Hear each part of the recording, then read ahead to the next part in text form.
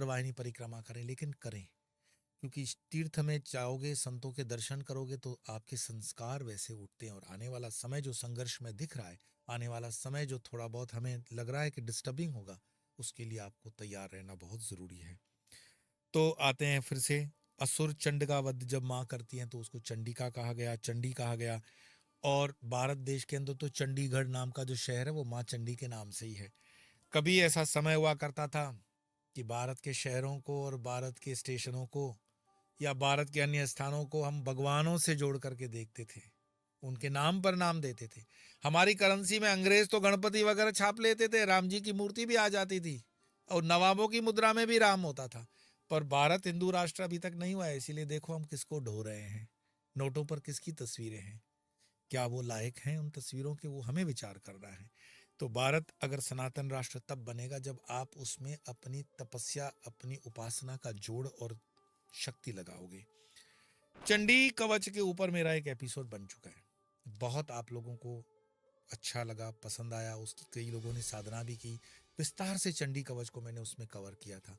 मैं टीम से निवेदन करूंगा कि उसका भी डिस्क्रिप्शन के अंदर लिंक दे दे। चंडी कवच के अपने फायदे हैं, बहुत फायदे हैं, और चंडी कवच के फायदे उस एपिसोड में हम कवर कर चुके हैं। अगर आज ही मुझे कोई दीक्षा लेने आया तो वो बताया कि मैं चंडी कवच पूरा तो बोल नहीं पा रही हूँ, लेकिन आपके चंडी कवच को रोज सुनती हूँ और मुझे बहुत लाभ मिलता है, तो बहुत अच्छा भी लगता है। ऐसे ही भैरव धुन को लेकर के भी लोगों के जब प्रतिसाद आते हैं तो बहुत अच्छा लग रहा है कि आपके जीवन में हम कुछ जोड़ पा रहे हैं। चंडी होम भी होता है, हवन। आपका हमेशा प्रश्न होता है कि हवन कैसे करें। तो देखो, हवन जो होता है वो प्रत्यक्ष रूप से समझाया जा सकता है, वीडियो के माध्यम से उसमें कई लिमिटेशंस आ जाती हैं।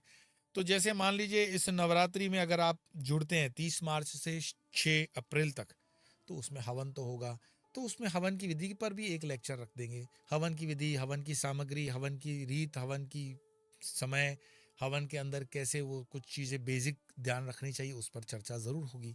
तो वो चीज़ें प्रत्यक्ष रूप से होती हैं। साथ साथ में मैं कहूँगा, चंडी के ऊपर मात्र हमारे धर्म में ही नहीं, अन्य दर्शनों में भी उसका उल्लेख है।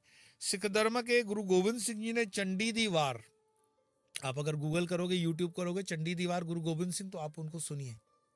चंडी को स्मरण किए बिना कोई भी योद्धा रणभूमि में नहीं जा सकता था, और आज भी नहीं जाता है। जब गोरखा रेजिमेंट आती है तो जय काली का घोष होता ही है, होना भी चाहिए।